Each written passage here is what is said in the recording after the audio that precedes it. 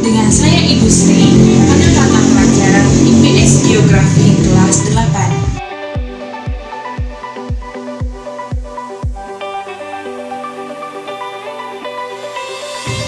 Kali ini kita akan mempelajari materi mengenai organisasi ASEAN.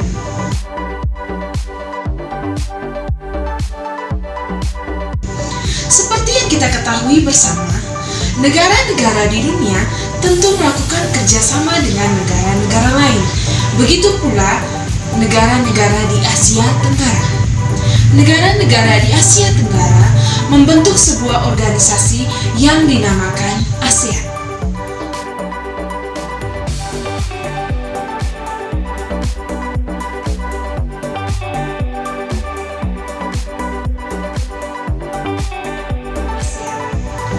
Adapun tujuan pembelajaran kita hari ini, yang pertama, untuk mengetahui latar belakang berdirinya ASEAN.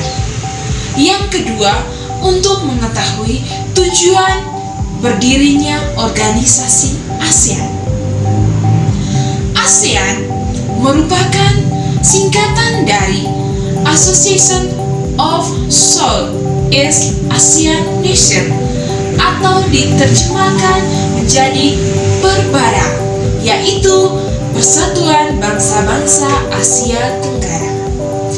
ASEAN merupakan organisasi kawasan yang mewadahi kerjasama 10 negara yang ada di kawasan Asia Tenggara.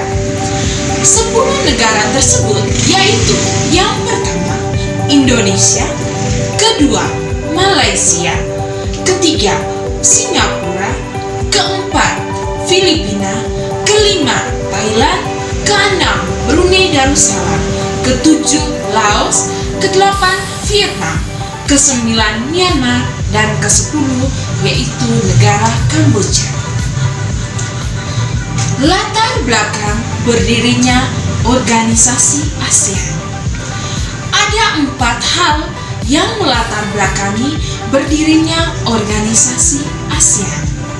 Yang pertama, persamaan senasib dan sepenanggungan sebagai negara yang pernah dijajah oleh negara-negara barat.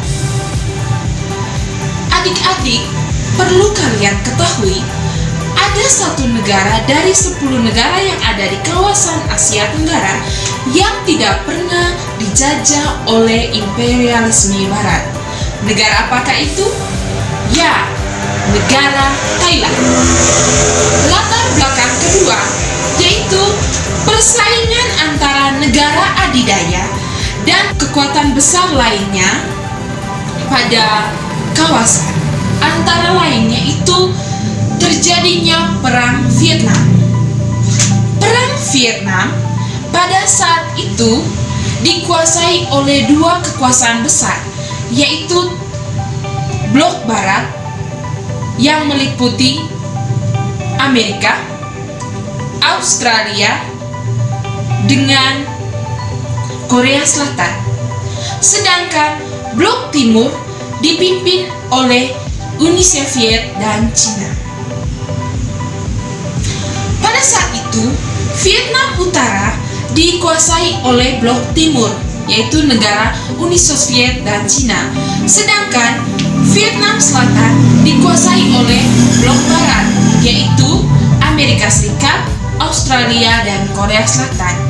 Pada saat Perang Vietnam itu terjadi, ada istilah Perang Urat Saraf.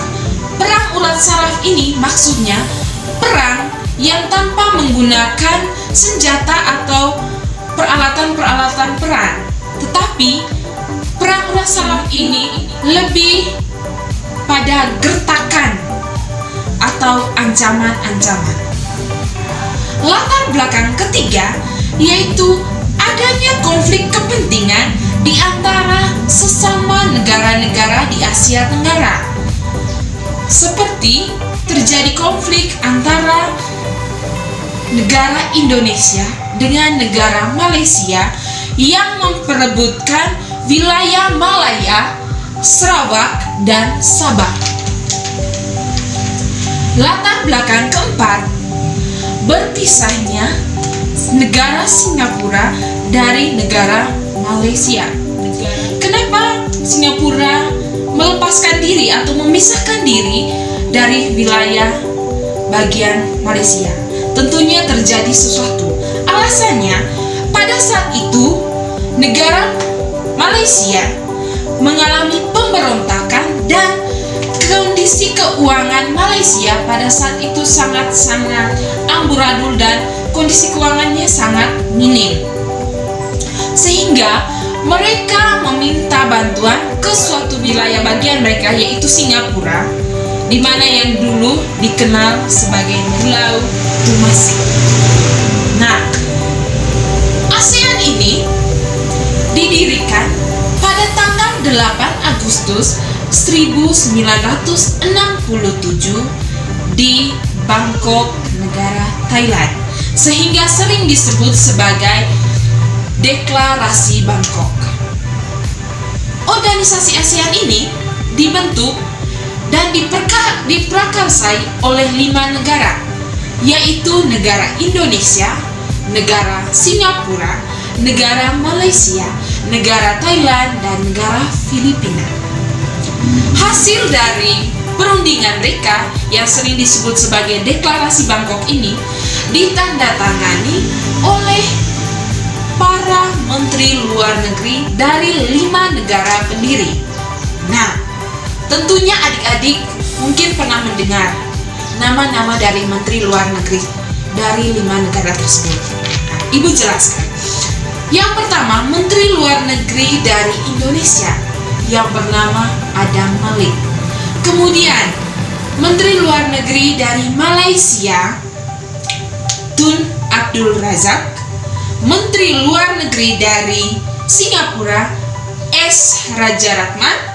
Menteri luar negeri dari Filipina, Narcisco Ramos. Dan menteri luar negeri dari Thailand, Than Koh Man. Yang berikut tujuan berdirinya ASEAN. Berdirinya ASEAN memiliki 4 tujuan. Yang pertama, memelihara perdamaian dan keamanan ASEAN. ASEAN memiliki sebuah zona yang sering disebut sebagai ZOPFAN, Zona of Peace and Freedom and Neutrality. Jadi, ASEAN dijadikan sebagai zona untuk perdamaian antara blok timur dan blok barat. Kemudian tujuan yang kedua, memajukan kerjasama di berbagai aspek atau di berbagai bidang, yaitu bidang politik, bidang sosial, bidang ekonomi, dan sosial budaya. Tujuan yang ketiga, mempertahankan Asia Tenggara bebas dari senjata nuklir. Dan keempat, mempertahankan Asia Tenggara bebas dari pemusnahan massal agar terciptanya keamanan di kawasan Asia dan pada umumnya di dunia. Baik adik-adikku sekalian, demikianlah pembelajaran kita hari ini berkaitan dengan latar belakang dan tujuan berdirinya ASEAN. Terima kasih.